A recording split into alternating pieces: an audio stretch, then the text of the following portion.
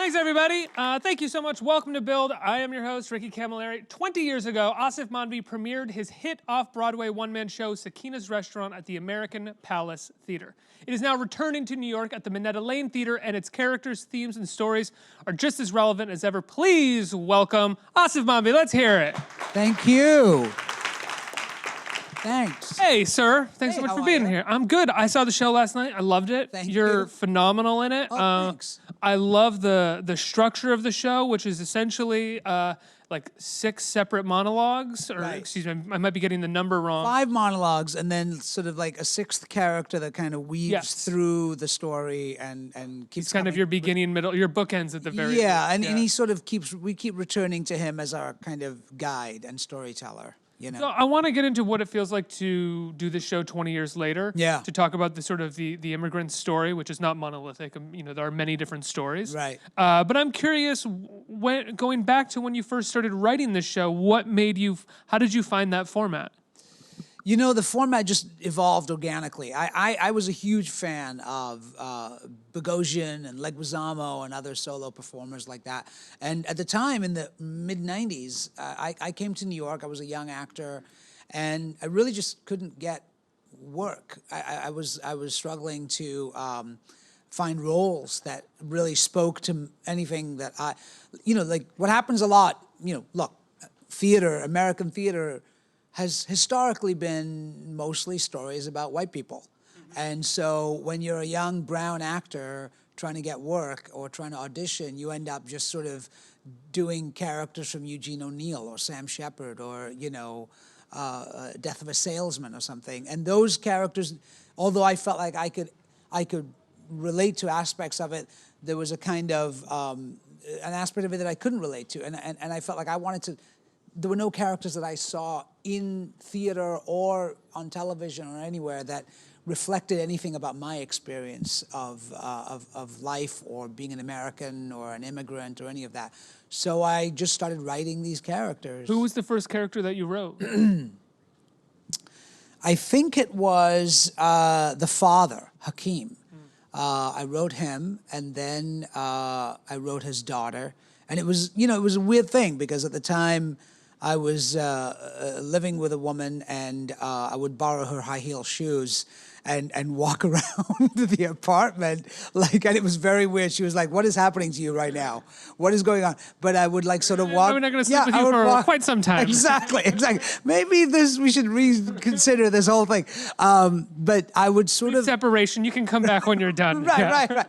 I kind of worked at it organically. I sort of would walk around and then write stuff down as her, and then created the character. And then I started studying with a gentleman by the name of Win Handman, who was the teacher, one of the great acting teachers in New York City here, and also had worked with Leguizamo and Bogosian and other solo performers. And I went and auditioned for his acting class.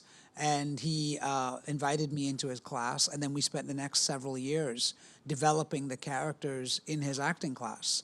And you would come in with new material, essentially show it to him, and he would help you kind of shape it and hone it. And there's a scene in the play where the father, Hakeem, is a restaurant proprietor. He's the owner of the restaurant. I love that scene. And he's talking to his daughter, and he's sort of berating her about the fact that she's lost her culture, her heritage, her religion, and she's wearing this dress that he doesn't approve of, and she's going to this dance. And I came in with this monologue, and I was just doing this monologue. And I remember Win saying to me, he said, what would be great here is if the phone keeps ringing. And if the phone keeps ringing and he has to run his business while he is, so he literally had me. He said he would say, okay, do the monologue right now, and then in the middle of it he'd be like, the phone is ringing, go get the phone, and I'd have to run and get the phone, and be like, now she's leaving, come back and get her back, and so he would just sort of play these games with me, and in that we kind of have developed the shape of these monologues. But you also find a mini story within that phone ringing as well that I really love, which is this. Essentially this white man and his family who come to the restaurant regularly, who Hakeem clearly kind of I don't want to say idolizes, but has a certain kind of like affinity towards, in the sense that this is the American people that I aspire to be like, Right. who he then gets let down by over the course of this conversation. It's a beautiful little mini story in the midst of the major story. Yeah. Thank you. Thanks for noticing that. It's definitely one of those things that we sort of that I kind of seeded through it, where there's a sense of him, you know, and it's something I saw in my own father, in my own parents, you know, this idea of there would be a customer, or, you know, my father was a businessman, and he would have a customer who was like a successful white guy, and there'd always be this kind of power dynamic. There'd be this slightly sort of like, you know, his immigrant sort of inferiority complex versus white privilege, and that those two things and how they collide with each other, you know? Yeah, I mean, there may be an inferiority complex, but there is definitely a complex on the part of white people and white privilege when they're talking to immigrants, I think, which definitely exacerbates a lot of the insecurities, I think. You can see. I mean, this is that sense of like, you know, where he kind of cuts him off on the call, and he's busy and he has to go, and he doesn't want to hear about his life. He doesn't want to hear about his life. He just wants to share, you know, and so that felt very real to me and very true, and I've seen that happen. So it just all of these observations that I sort of collected over the years of just growing up in an immigrant family, you know. I also inferred in that conversation that the guy was just going to a different restaurant. Did you? Yeah, is that what you got? No one was sick, and he was just like going to go to a different restaurant. Yeah, maybe that's true. So I was kind of like, oh, at least he made up an excuse. That was nice of him. So you're developing this over the course of a number of years, which I think is so fascinating for people to know, especially writers, because when you go see a one-man show, because it is just one person on stage talking, and because it is so minimal, it has the illusion of, a good one-man show has the illusion of effortlessness. Right. Unless you are a writer and you know, like, oh my God, everything is really pinpointed and specific here. But it took you a number of years to sort of work this out. It did. It took me several years, and you know, and we tried things and we discarded things, and originally the characters were never related. You know, I was just writing characters. And then eventually, once the show started to coalesce, I realized, like, oh, there's a way to put them all into one family, put them in a restaurant, create a context, and so then it started to take shape as a play. And then the parables that are in the show, there are these wonderful little parables that I actually wrote. And I was writing them because I was a weird kid. I was a weird young man. I was writing parables, and I showed them to the woman who was directing the show originally, and she said, "Oh, you got to put those in the play." So you had already had a director, and the show was moving forward, and you hadn't had those parables. No, we didn't do the first couple of versions of the show. We never did the parables, and then I sort of uncovered these parables. I mean, I sort of revealed that I had these little stories that I was writing. How old were you when you wrote them? Probably in my late 20s. Oh, okay. I thought you said No, I wasn't. I mean, I look back on now and I see that person as a young kid, but he was in his late 20s. Yeah. It's like, you want to come out drinking? And you're like, I'm sorry, I have to write my I'm writing parables tonight. It's my parable night. I love hearing about the process because I think so often viewers and people, myself included, when you see a finished work, you can only see it as that finished work, and you forget that it's a long process, and there's a lot of discovery that goes in the entire process, and I think especially in theater as well. Yeah, I mean, you know, again, the audience tells you so much in theater. You know, when you're up on that stage, they give you feedback, and so, you know, there was a process of development. There was a process. We did it at the West Bank Downstairs Theater over on 8th Avenue, which is now a cabaret space down there underneath the West Bank. There used to be a theater down there, and we did it there first, and then we did it at the Access Theater down in downtown, and we did it at Camilla's Theater. We did it at these little off Broadway venues all around town, and every time I would do it, I'd do it for like 3 nights or 4 nights and develop the show and continue writing it and developing it. And that's eventually when Hanman, who was my teacher, who was the artistic director of the American Place Theater, he eventually saw the show and took a huge risk and said, I want to produce this show about an Indian Muslim immigrant family. And nobody had done that before. There had been no story on the mainstream American stage about an Indian family before, an Indian immigrant family. And at that time I was talking to other theaters, and everyone was saying to me, you know, there's no audience for this.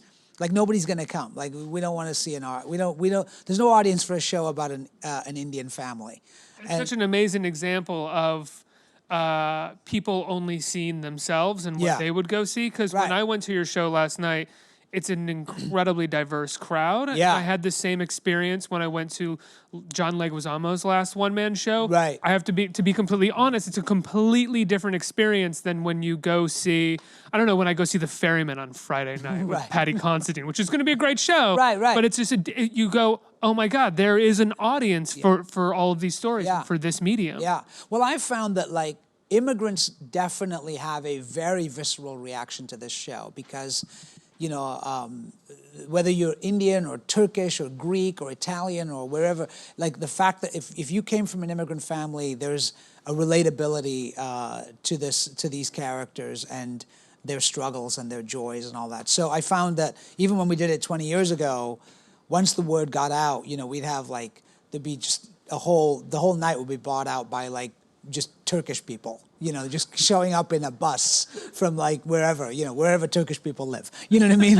And they would come out, and it was like that a lot, where you would see, and they would come up to me afterwards and they'd be like, "This is my story. This is our story as well," you know.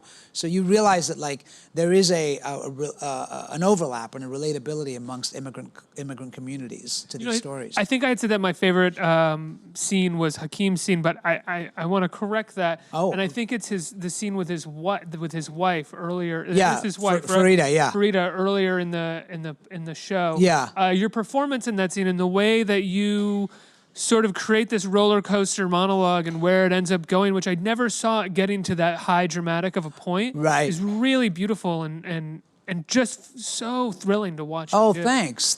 Yeah, she was definitely very much inspired by my real mother, and a lot of what she says in that monologue is very true to what my mom said, what my mom felt as a young woman. You know, my family emigrated originally from India to England. And so when my mother arrived in England, she was, that character is probably based on her when she was a young girl in England. Is this like in the 80s? This is in the 60s. In the 60s? Yeah, wow. Yeah. So she showed up in the late 60s in England, and you know, she worked in a factory and she had this amazing life back in India. And then she ends up working at a television factory in the north of England with like working class English people, and found herself very alone and depressed for a long time. So that was something I always heard about and she always talked about as I was growing up. And so I created this character inspired by her and many of the stories that she told me about her life, you know. So it feels very true and very, very honest for me, that story. And also, like, I think about my mom, so it's very, you know, it's just very organic for me, yeah. So you said that 20 years ago when you put this show on, there were a lot of artistic directors in theaters across the city saying there's no audience for this. Yeah. And this teacher at the American Palace Theater gave you a chance, and you put it up, and it had a big effect, and people were coming to see it, and it turned out that there was an audience for it. 20 years later, there's clearly still an audience, but do you find that audiences' reactions are different to the stories as I think, awareness and the political conversation about the immigrant story here is different? Well, we live in a whole different world now, right? We live in a, you know, when I wrote the play, we were pre-9/11, pre-internet, pre-Trump for sure. And today, maybe not. We're not this version of Trump. There was a different version of Trump. You were reading your gossip magazine. Right, exactly. There was definitely Trump, but he was sort of, you know, he wasn't affecting our world standing at that time. So yeah, now it feels almost like there's a conversation happening about immigrants where you have an administration that is essentially at war with immigrants, and there's a demonization and there's a dehumanization of immigrants today. And look, one of the ways that you dehumanize people is that you politicize them. Whether that be immigrants or Muslims or whatever it is, if you dehumanize people, I mean, if you politicize them, you dehumanize them. And so what this play, and the reason I brought it back, was partly because I felt like there needed to be, there was there was a need in our culture now for a human story, again, about immigrants and about the immigrant experience to counter what is happening that we see in the news all the time. So I felt like this is a story that's not political. It's a story about human beings and relationships and families and all of that. And by virtue of the fact that it's not political, it becomes political, you know? And it's very hard because you've got the right, the conservative right, who wants to politicize immigrants, but you also see it from the progressive left, you know, that there's a need to want to politicize it. Even people who have come and seen the show, who are considered progressive and, you know, probably agree with me on, like, there's an inherent need to politicize it and to compare it. Whereas, like, you know, you go see a play about a story about, like, you know, you go see August Osage County and nobody's talking about, like, oh, we're doing it again, and how does it relate to the Trump world, the white people who are now Trump voting? You know what I mean? We don't have that conversation, but immediately when it's immigrants, there's a kind of, so what I always encourage people to do is just to go and experience the play, because I think it's an experience.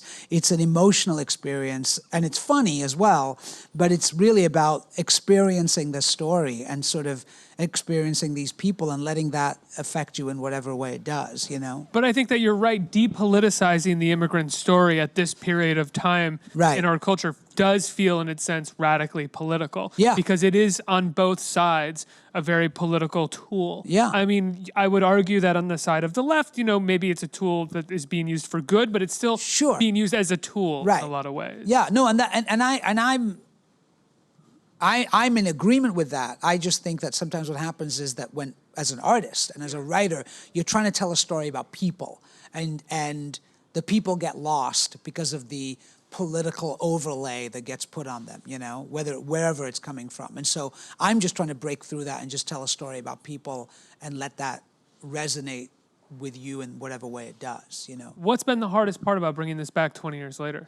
Just the physicalness of it. You know, it's a very physical play, and I thought, God, it was exhausting 20 years ago to do it. And now I'm even, you know, I was like, oh my God, I have to, like, be very careful. You feel like an old man? I feel like an old man. I mean, you know, it is, I can thankfully still fit into the tube dress, which I'm happy about, which a lot of men can't say. But I definitely have to be more, you know, I have to do more self-care now. How old were you when you put the show on? 32. 32? Yeah. Wow. Yeah. 52 now. Yeah. 20 years later. 20 years later. So. Just doing math in my head right now in front of the audience. It's amazing. You're like an Indian person with the way you do the math. Did your family see the show when you first did it? Yeah, and they saw it again the other night on Sunday night. And you know, it's funny because friends of mine who have seen the show and saw it before and have seen it now have commented on, you know, I think that I bring 20 years of history and of maturity to the show, and I bet your Hakeem is a lot different now than it was a little bit more different. Yeah, I mean, I think I'm closer to his age now than I was back then. But also, I think it's interesting. I feel like the audience has a different reaction. Like, I feel like 20 years ago, this was much lighter fare, and now there's a much more complicated reaction in the audience because I think people are more heartbroken by certain aspects of seeing these people on stage than they were in 1998. So you get a sense that, like, at the end of opening night the other night when we opened on Sunday, there were people in the audience crying at the end of the show. And so that was a very new sort of experience, and that feels like it's a sign of our times, you know? Do you think they're not that we can really know exactly why they're crying, but are you alluding to the idea that they are crying because, going back to the politicization of the immigrant story, that this is such an empathic, beautiful story without politics and you were reminded that what we've been doing is dehumanizing people? I mean, I don't want to get into why, you know, I don't want to sort of try to, like, deconstruct why people are crying, but I imagine it has something to do with the distance between where we are, where we used to be, and the story of a human story of an immigrant family, which I think a lot of people don't see anymore, you know, and without that political I context. think there's also not just the immigrant story, but the idea of America that Yeah. they have within the play from 20 years ago. Yeah. The idea of America as a place where you can accomplish your dream. Well, that, you know, there is that sort of nostalgic quality to the play where this is the America that we sort of have always seen ourselves as. This is the America that my parents came to, which was one of like, there's a hope, you know, when the narrator character, Azgi, he arrives in America, he's filled with like wide-eyed, starry sort of like hope and excitement about coming to America. And that kind of experience you just don't see anymore. You don't have, America doesn't mean what it used to mean. And that, I think, there's an inherent loss in that. There's a loss in terms of what these individual characters are dealing with, and at the center of it, there is a loss of an American ideal that we have lived up to and thought of ourselves as, that we see now, when we are, you know, we're not that, and the fundamentals of our society and our culture and our democracy have been undermined in certain ways now, that I think we ask ourselves, who are we? And compared to who we think we are. There's a far more deeply rooted cynicism that does, not in the play, I mean in the culture. in the culture and in the country itself, Yeah. that doesn't feel like what people it doesn't feel like what people saw at this period of time. Right. And I think in this time right now, there's a need in our culture also to sort of escape and to sort of go somewhere where there's hope, where there's beauty, where there's joy, where there's, you know, something true and human that we can connect to. And I think that's a real, I feel like that's a palpable need in our culture right now. Yeah. It's not cable news. No, it isn't. I hope where you not. get that. I hope Yeah. not, yeah. Let's get a couple questions from the audience. Who's a question? Right here. Hi. Hi. Hi. I haven't seen the show yet, but I look forward to seeing it soon. So one of my question is that growing up as an hyphenated American, Yeah. if you could share some recurrent themes, some pet peeves, or some personal anecdotes that have manifested in the show, something I guess more personal instead of kind of outside in. Yeah, I mean, look, I grew up. I have a weird immigrant story because my early childhood was in England, and so I was an immigrant twice. My parents moved to England, and then I moved to the United States, and I always talked about the fact that, like, when I first got to America, and I was in high school, nobody. There was a kind of sense of like, nobody really knew what an Indian person was. And this was like in the 80s, right? So like nobody knew what an Indian person was. They thought Muslim was a type of cloth. Like, they literally were like no. And so that sense of being kind of at the same time different, but also invisible in terms of the cultural heritage that you bring. So as specifically as an Indian immigrant, there was a sense of people just not knowing who I was. I've said before that like, it often felt like Americans think of, for many years, Americans didn't really know a lot about the rest of the world, surprisingly. It's only wars that actually teach us about the rest of the world and geography. It's like countries that we bomb, then we know where they are on the map. And that was George Bush's real intention in Exactly, it was to 2003. teach children These geography. People need to know a lot about of Iraq. people did not know where Iraq and the difference in Iraq and Iran, so we bombed them, and then now we know. So, but there was that sense of like Americans think of the rest of the world in the way that New Yorkers think of the rest of America, right? They just don't. You know what I mean? Like, and so that I dealt with very much when I first came to this country, and just that, and then just the the sense of constantly having to sort of ape white culture. A lot of times, and trying to be sort of like quote unquote normal and not have a family that ate food that you couldn't pronounce or have religious customs. You mean those things where as an Indian, I don't know if you have this experience, but like always trying to sort of fit in and discredit your own heritage and your own background in a way in order to fit into a sort of mainstream normal culture, Yeah, I mean, no one who lives within the normal culture knows how hurtful it can be to just have someone say, "What's that?" Yeah, to you exactly. when you. Yeah.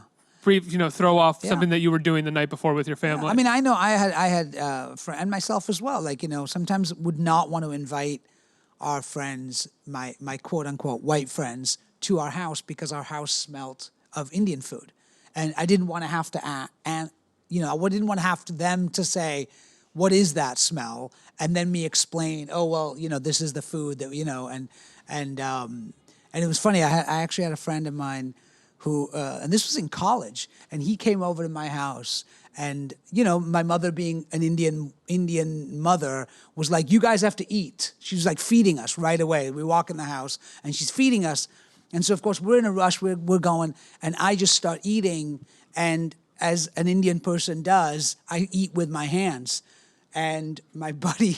We get in the car afterwards, and he's looking at me, and he's just got like blood in his eyes, and he's looking at me.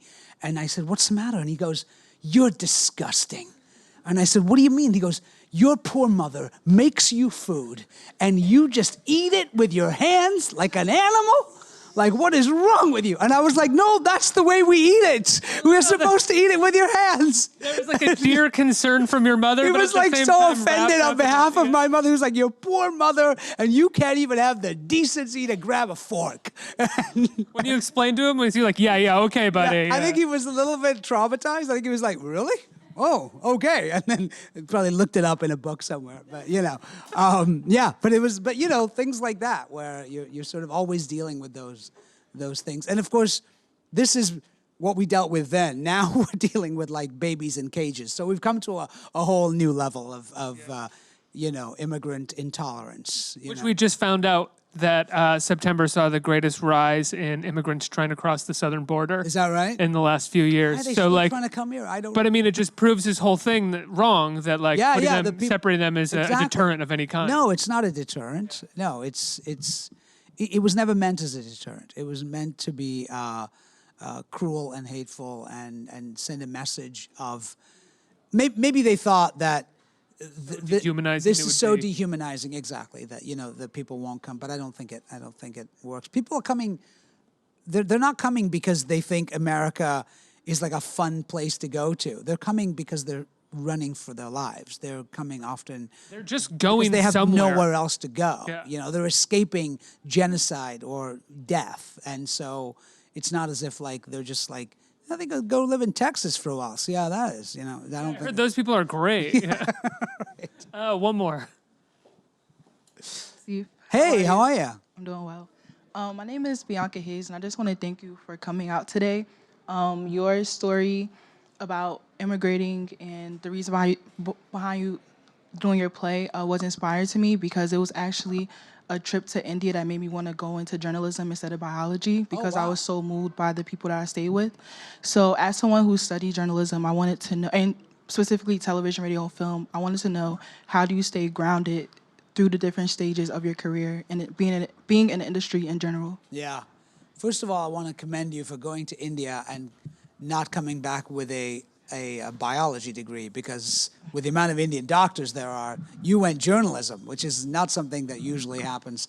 But I think. Look, I've managed to stay grounded. I don't know if I have. I mean, there are periods of times when I don't feel grounded at all. But what I've always managed to do is try to create my own stuff, and always been working on my own writing and storytelling and stuff. And that, I think, over the years as a performer, as an actor, has kept me sort of, for lack of a better word, grounded in that way. So I think this is a difficult business for anybody.